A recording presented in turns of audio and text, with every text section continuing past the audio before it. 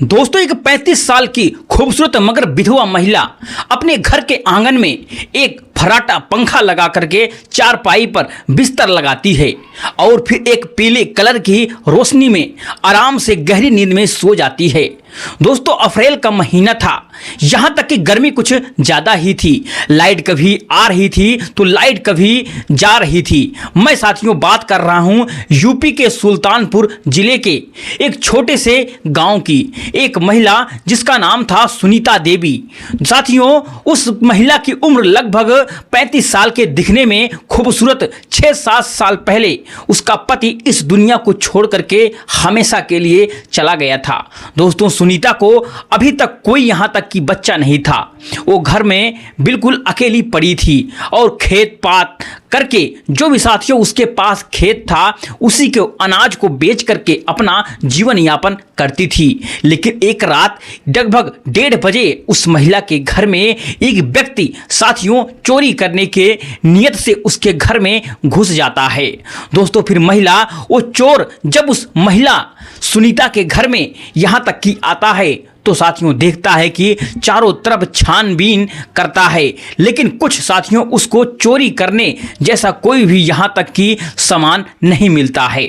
जब साथियों चोरी करने का कोई सामान उसको नहीं मिलता है, ना पैसा ना गहने, यहाँ तक कि कोई ऐसा सामान जिसको वह चोर बेच करके उसको पैसे मिल जाएं। अब साथियों वह चोर बिल्कुल थक हार जाता है और थक हार कर दोस्तों उस महिला के ऊपर उसकी नज़र पड़ती है जो साथियों उस फर्राटा पंखा लगा करके बिल्कुल बिंदास गहरी नींद में सो रही थी। उस पीले कलर की रोशनी में साथियों उस महिला का जो यहाँ तक कि शरीर था सोने के माफी चमक रहा था और उस फर्राटे पंखे की हवा से उस महिला का साथियों जो साड़ी का पल्लू होता है उसके साथियों घुटनों तक यहाँ तक कि उठा हुआ था। दोस्तों उसको देखने के बाद इस चोर की नीयत बिल्कुल बहक जाती है या साथियों बावला हो जाता है। इसको लगता था कि इस घर में चोरी करने जैसा तो यहाँ तक कि कोई सामान नहीं है, क्यों ना इस महिला के साथ कुछ रंग रलियां मनाई जाएं, दोस्तों इसकी खूबसूरती को लूटा जाए। और वह साथियों चोर उसके साथ गंदे नियत से छूने की यहाँ तक की कोशिश करता है। वो साथियों व्यक्ति उस महिला की चारपाई यानी उस साथियों सुनीता की चारपाई पर बैठ जाता है दोस्तों और उसके खूबसूरत पैरों को यहाँ तक कि चोर छूने की कोशिश करता है। जब साथियों उसके खूबसूरत पैरों को छूने लगता है तो साथियों महिला सुनीता इधर उधर करवट लेने लगती है। अब साथियों करवट लेती है तो साथियों इसको ऐसा लगता है कि चोर को लगता है कि यह शायद सब कुछ समझ रही है, यह जानबूझ करके कर रही है, सो नहीं रही है। अब साथियों जब वह सीधी होकर के लेट जाती है तो साथियों इस चोर की हिम्मत यहाँ तक कि और बढ़ जाती है। इसको लगता था कि यह सब कुछ जानबूझ के नाटक कर रही है और मैं जो कर रहा हूँ इसको सब कुछ बिल्कुल साफ साफ समझ आ रहा है। अब साथियों उसकी हिम्मत बढ़ती जा रही थी तो साथियों वह महिला के और भी अलग अलग शरीर के अंगों को यहाँ तक कि चोर छूने की कोशिश करता है। जब साथियों महिला को यहाँ तक कि एहसास बिल्कुल हो रहा है कि सच में उसके साथ कुछ ऐसा हो रहा है, कोई उसको छूने की यहाँ तक की कोशिश कर रहा है, दोस्तों कोई उसके साथ गलत करने की यहाँ तक कि सोच रहा है, उसको ऐसा आभास हो रहा था। तो साथियों उठने की वह महिला कोशिश करती है। जब साथियों उठने लगती है तो साथियों यह चोर तुरंत उठ करके उस चारपाई के नीचे तुरंत ही बैठ जाता है और डर जाता है, यहाँ तक कि घबरा जाता है कि उस महिला के हाथ में लग गया तो आखिरकार क्या जाने क्या हो सकता है। अब यह चोर साथियों उस चारपाई के नीचे उठ लेट जाता है और महिला उठकर साथियों बैठती है। कुछ देर तुरंत अपने घर की तरफ देखती है क्योंकि दोस्तों महिला अपने घर में थी। कई सालों से साथियों उस घर में अकेली वह महिला विधवा रहती थी, उसको डर नहीं लगता था। अब साथियों महिला जब अपने घर के चारों तरफ नज़र दौड़ाती है अपनी आंखों से तो साथियों उसको कुछ भी यहाँ तक कि दिखाई बिल्कुल नहीं देता है। तो अपने बिस्तर से उठती है और फिर जाकर एक साथियों गिलास पानी तुरंत पीती है और फिर साथियों आकर के उसी बिस्तर उसी चारपाई पे उसी साथियों फिर महिला लेट जाती है। फिर कुछ देर बैठी रहती है। चोर साथियों उसके लेटने और उसके सोने का साथियों इंतजार कर रहा होता है, सो जाए तो फिर से वो साथियों अपना कार्यक्रम यहाँ तक कि चोर चालू कर सके। लेकिन साथियों उस महिला को नींद नहीं आती है दोस्तों, उसके दिमाग में बार बार यहाँ तक कि वही चीज़ आ रही थी उस महिला सुनीता को कि कोई उसके साथ गलत करने की यहाँ तक की कोशिश कर रहा था। फिर साथियों महिला सोचती है कि शायद उसने कुछ गंदा यहाँ तक कि सपना देखा हो। बिस्तर पर साथियों लेटती है, लेकिन उसको साथियों नींद नहीं आ रही थी। अब साथियों धीरे धीरे सुबह के लगभग 4 बज जाते हैं। मौसम थोड़ा साथियों ठंडा हो जाता है। अब साथियों ये जो चोर था इसको नींद आ जाती है। उसी चारपाई के नीचे साथियों वह चोर सो जाता है। सुबह 5-6 बीच में साथियों महिला अपने बिस्तर को छोड़ती है और फिर साथियों उठ करके अपने घर की साफ सफाई यहाँ तक की करने लग जाती है। जब साथियों वह घर की साफ सफाई कर रही थी तभी साथियों उसको गांव के कुछ लोगों की आवाज़ यहाँ तक की सुनाई देती है। अब साथियों वह अपना दरवाज़ा खोलती है, साथियों बाहर देखती है तो गाँव के साथियों बहुत सारे लोग वहाँ पर इकट्ठा हैं। कोई साथियों कुछ बता रहा है तो वहाँ पर कोई कुछ और बता रहा है। अब बहुत साथियों महिला जा करके कुछ महिलाओं से यहाँ तक की बात करती है तो साथियों उनको यहाँ तक कि पता चलता है कि घर में किसी के घर में चोरी हो गई है। लगभग साथियों 2.5 से 3 लाख चोरी आखिरकार हो गया है। अब साथियों उस महिला के दिमाग और काम करना साथियों बिल्कुल बंद कर देता है। दोस्तों उसको ऐसा एहसास होता है, उसको ऐसा फील होने लगता है कि शायद हमारे घर में भी तो नहीं, शायद चोर आया हो। लेकिन साथियों वह किसी से कुछ उस समय कहती नहीं है और वापस साथियों आ जाती है अपने घर के अंदर। काम धंधे में साथियों तुरंत सुनीता लग जाती है। लेकिन जब साथियों वह झाड़ू लगा रही थी तो साथियों तभी उसकी नज़र पड़ती है उस चारपाई के नीचे सोए हुए साथियों चोर को वह देखती है। अब साथियों इसके पैरों के नीचे सुनीता के जैसे ज़मीन खिसक जाते हैं।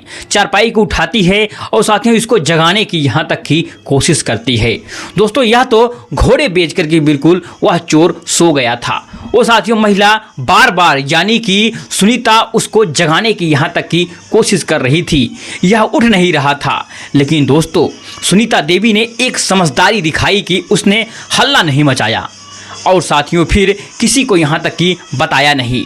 फिर साथियों एक गिलास पानी ला करके उसके साथियों मुंह पर डालती है तो साथियों उठ करके बैठता है और साथियों हाथ जोड़ करके सुनीता के सामने साथियों गिड़ाने लगता है, मुझे माफ़ कर दो, मैं चोरी करने के बहाने तुम्हारे घर में घुसा था और ऐसा माहौल हो गया कि ऐसा मैं यहाँ पर सो गया।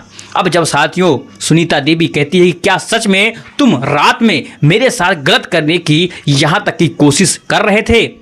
क्या सच में तुमने हमको छूने की कोशिश की? साथियों वह चोर वो व्यक्ति जिसका नाम विनय कुमार था साथियों उस सुनीता के सामने हाथ जोड़ करके गिड़ाने लगता है, बोलता है कि मुझे माफ़ कर दो, मैं चोर नहीं हूँ, बस मेरी कुछ मजबूरी थी चोरी करने के लिए। इसकी वजह से मैं आपसे साफ बोल रहा हूँ कि मैं चोरी करने के लिए आपके यहाँ आया था और हमने गांव के दूसरे घरों में चोरी की है और लगभग हमारे पास 1 से 1.5 लाख कैश है और कुछ गहने भी हैं।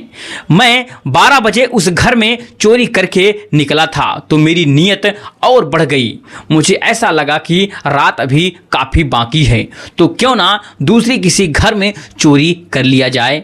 और जब मैं इस रास्ते से गुजर रहा था तो आपका घर मेरे दिमाग में तुरंत आया और इस घर में आकर के देखा तो तुम्हारे घर में कोई हमको चोरी करने जैसा यहाँ तक कि मिला ही नहीं है।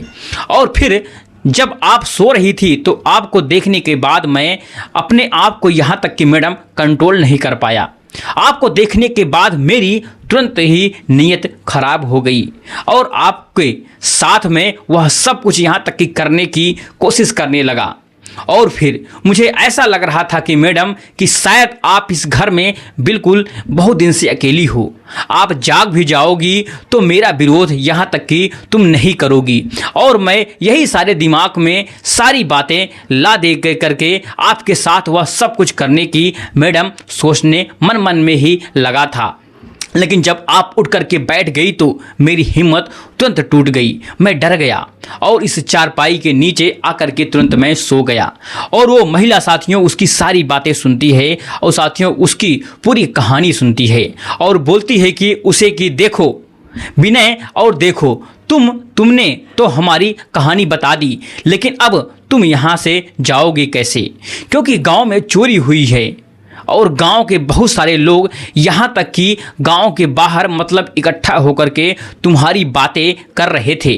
अगर किसी को इस बात का पता भी चल गया तो कि चोर तुम्हारे घर में चोरी करके सुनीता देवी के घर में आकर के यहाँ तक कि छुपा है, तो वह लोग मेरा घर पीट डालेंगे और न जाने कैसे कैसे इल्ज़ाम हमारे ऊपर लगाएंगे, क्योंकि मैं विधवा महिला हूँ।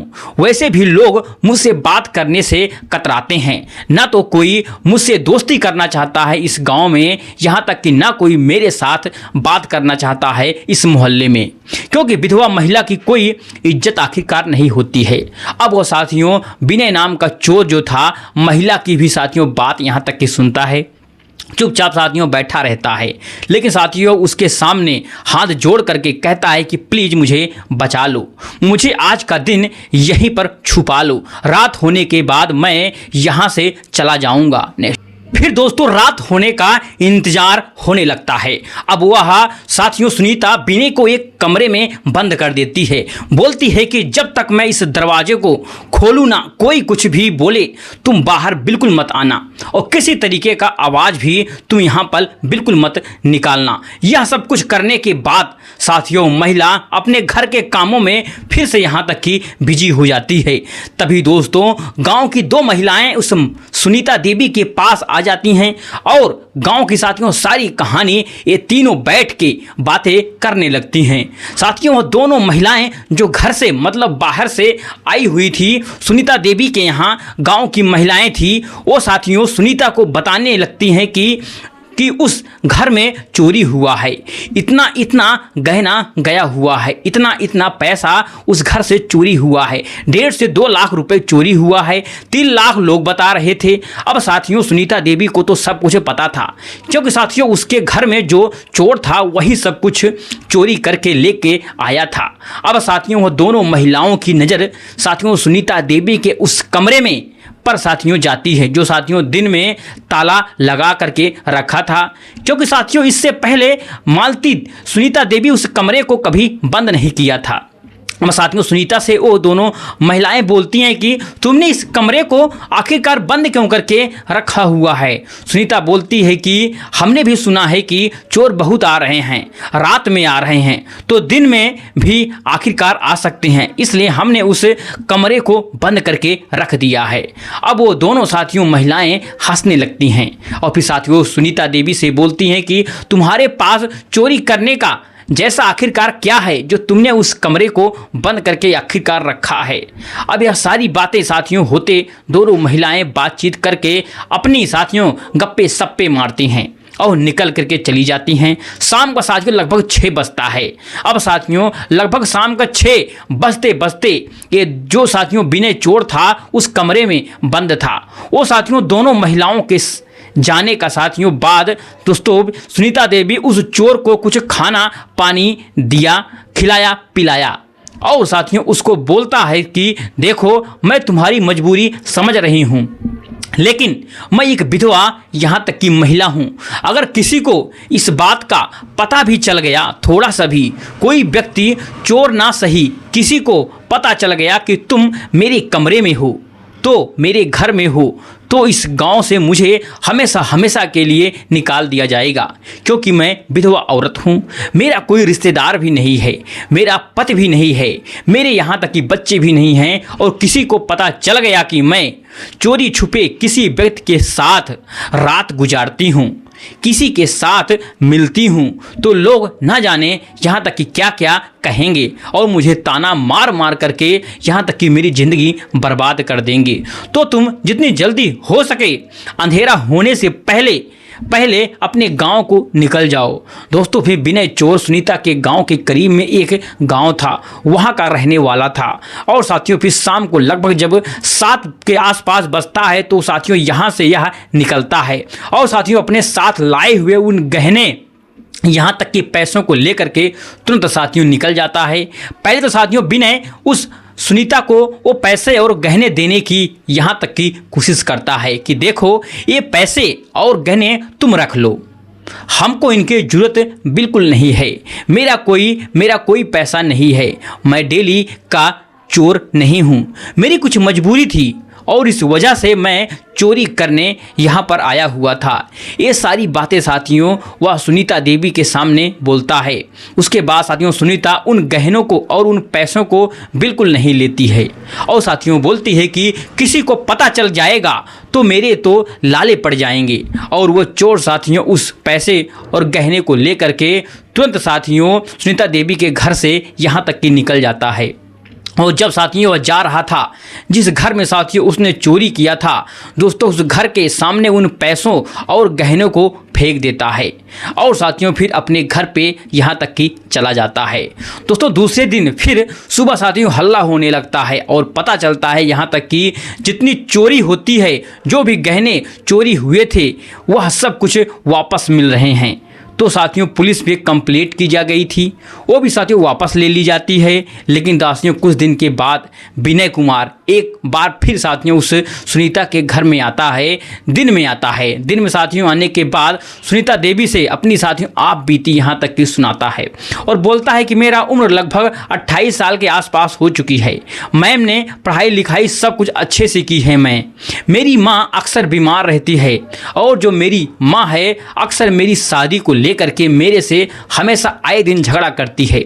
मुझे दिन भर बोलती रहती है कि बेटा शादी कब आखिरकार तुम करोगे, शादी कब करेगा। बाबूजी है नहीं और मेरी अभी तक कोई ऐसी कमाई नहीं है जिससे मैं अपनी बीवी को यहाँ तक कि कमा करके खिला पाऊँ। और यही वजह था कि उस रात में चोरी करने के इरादे से तुम्हारे घर में आया हुआ था और तुम्हारे पड़ोस में भी आया हुआ था और उस घर में चोरी किया। और मालती साथियों सुनीता उसकी बातों में आ जाती है और साथियों उससे सलाह मशवरा करती है, उसको समझाती है कि देखो अगर उस रात तुम पकड़े जाते तो गांव वाले ना जाने कितना तुम्हें पीटते और पुलिस भी तुमको लेकर के जा कर के जेल में बंद कर देती, पीटती तो है ही आपको। तुमने उस रात चोरी करने के टाइम अपनी माँ के बारे में नहीं सोचा? क्या तुम अपनी बीवी बच्चों को चोरी करके खिलाना चाहते हो? दोस्तों वह जो औरत सुनीता देवी थी उसको समझाती है, बुझाती है और बोलती है कि देखो मैं 7 साल से बिल्कुल विधवा हूँ, मेरी शादी नहीं हुई थी और शादी होने के 2 साल बाद ही जो मेरे पति हैं इस दुनिया को छोड़ करके हमेशा के लिए चले गए। क्या मैं भी ऐसी चोरी करने लगूँ, मैं ऐसे गंदे काम करने लगूँ? क्या अच्छा है काम है? आज तक हमने किसी गैर मर्द की तरफ यहाँ तक कि कभी नज़र उठा के देखा भी नहीं। तुमने उस रात जब हमको छुआ तो एक अनजान सा एहसास हुआ मुझे, लेकिन मैं फिर एक बार सोची कि शायद मेरा सपना था, फिर मेरा धोखा था। यही बात मैं रात भर सोचती रही, शायद हमने कोई गलत सपना देख लिया होगा नींद में। लेकिन जब सुबह तुमने बताया कि मैं तुमको छूने की बिल्कुल जान करके कोशिश कर रहा था, तुमको पाने की इच्छा रख रहा था, तो मैं भी तुमको पसंद करने लगी थी और तुम लगभग 28 साल के हो चुके हो। और उस रात साथियों फिर सुनीता देवी और विनय दोनों एक दूसरे के साथ साथियों बैठ करके यहाँ तक कि उस समय सब बहुत सारी बातें करते हैं। अब साथियों 28 साल के जो विनय था एक 35 साल की साथियों विधवा महिला के प्रेम में साथियों बिल्कुल हमेशा के लिए पड़ जाता है। और साथियों उस रात फिर विनय और सुनीता के बीच में साथियों वो सब कुछ हो जाता है जो साथियों आज तक ना तो साथियों विनय कुमार किया था और ना ही साथियों वह सुनीता देवी को यहाँ तक कि मिला था। दोस्तों उस दिन के बाद फिर सुनीता देवी अक्सर साथियों विनय कुमार से बातचीत करती और साथियों यहाँ तक कि इन दोनों की जो प्रेम कहानी थी साथियों धीरे धीरे आगे बढ़ती है। और एक रात साथियों यह दोनों उसी पल में साथियों शादी के बंधन में बंधने का इरादा कर लेते हैं। और साथियों फिर यह दोनों गांव वालों के सामने शादी करते हैं। और शादी करने के बाद एक विधवा से साथियों शादी करने के बाद फिर विनय कुमार का बहुत ज़्यादा नाम हो जाता है, क्योंकि दोस्तों वो लड़का पढ़ा लिखा था, ग्रेजुएट था और एक विधवा महिला के साथ शादी करके साथियों उसने जो काम किया, जो नाम किया साथियों उस समाज में एक अच्छी चीज़ फैल जाती है। लोग साथियों उसकी तारीफ कर रहे थे और साथियों एक विधवा महिला की ज़िंदगी बचाने के लिए साथियों विनय कुमार ने भी अच्छा कदम यहाँ तक कि उठाया और साथियों उन दोनों की ज़िंदगी अभी बहुत ज़्यादा यहाँ तक कि खुशहाल बिल्कुल चल रही है। दोस्तों सुनीता देवी के पास कुछ खेत था और फिर उसी खेत को साथियों करके अब साथियों विनय कुमार एक अच्छा खासा साथियों जॉब करता है। दोस्तों भी सुनीता और विनय की माँ को साथियों भी देखती है और खुद का साथियों भी घर देखती है और साथियों उनका भी घर देखती है। इन दोनों की साथियों ज़िंदगी बहुत ही खुशहाल तरीके से यहाँ तक कि आपको बता दूँ कि चल रही है। दोस्तों यह कहानी एक मजबूर और विधवा महिला की थी और साथियों दूसरी तरफ एक विनय लड़का जो चोर था लेकिन पढ़ा लिखा और बेरोजगार लड़का था। अपनी साथियों बेरोजगारी के चक्कर में उसने चोरी करने की ठानी थी और उस चोरी करने के बहाने से साथियों उसको एक ऐसा जीवन साथी मिल गया जो दोस्तों अब उसकी ज़िंदगी सुधार भी रहा, उसको समझ भी रहा और सब कुछ साथियों उसको कंप्लीट मिल गया। दोस्तों यह थी आज की कहानी, आपको कैसी लगी? अगर आपको अच्छी लगी वीडियो को लाइक, चैनल को सब्सक्राइब करना ना भूलिए। चलिए मिलते हैं नेक्स्ट वीडियो में एक नई कहानी के साथ। तब तक के लिए जय हिंद, जय भारत, जय हिंदुस्तान।